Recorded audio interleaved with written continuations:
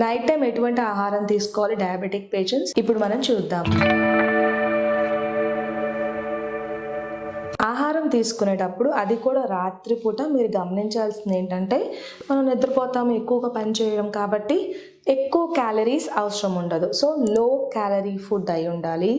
రెండవది, ఈజీగా డైజెస్ట్ అయిపోయే ఆహార పదార్థాలు, అంటే మనం నైట్ టైం ఎక్కువగా fat content, deep fried items, protein, fibre ఎక్కువ ఉన్న ఆహార పదార్థాలు తినేస్తే డైజెస్టివ్ ప్రాబ్లమ్స్ రావచ్చు, బ్లోటింగ్ అటువంటి సమస్యలు కూడా వస్తాయి. కాబట్టి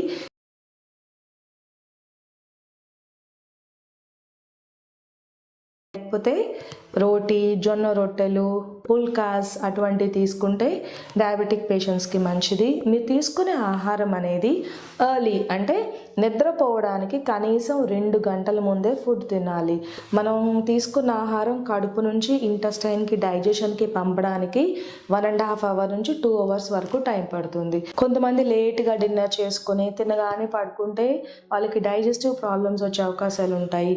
ఇండైజెషన్, కాన్స్టిపేషన్, కొంతమందికి కొన్ని రోజులు కాన్స్టిపేషన్, కొన్ని రోజులు డయేరియా, లూజ్ మోషన్స్ ఎందుకు వస్తూ ఉంటాయంటే ఇలా లేట్ నైట్ ఫుడ్ తినగానే పడుకోవడం వల్ల గట్ హెల్త్ అనేది గ్రాడ్యువల్గా దెబ్బతింటుంది. కాబట్టి డిన్నర్ అనేది మనం నిద్రపోవడానికి కనీసం 2 గంటల ముందు చేస్తే మంచిది.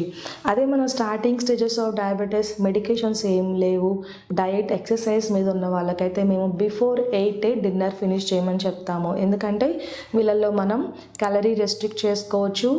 లేట్ నైట్ ఫుడ్ తినకపోవడం వల్ల వీళ్ళకి ఫ్యాట్ అనేది ఎనర్జీ సోర్స్గా బాడీ వాడుకుని వెయిట్ తగ్గిపోతారు. వీళ్ళు ఇన్సులిన్ రెసిస్టెన్స్ కూడా మనం నివారించుకోవచ్చు. అదే ఇన్సులిన్ వాడే పేషెంట్స్, ఎక్కువ పవర్ఫుల్ మెడిసిన్ వాడాల్సిన వాళ్ళు, advance stage of diabetes, aged people, లేకపోతే బ్రిటిల్ డయాబెటీస్ అంటాము. అంటే త్వరగా వీళ్ళు షుగర్ లెవెల్స్ పడిపోతాయి, అంతే స్పీడ్గా కొంచెం ఆహారం తినగానే షుగర్ లెవెల్స్ పెరిగిపోతాయి, వాళ్ళని బ్రిటిల్ డయాబెటీస్ అంటాము.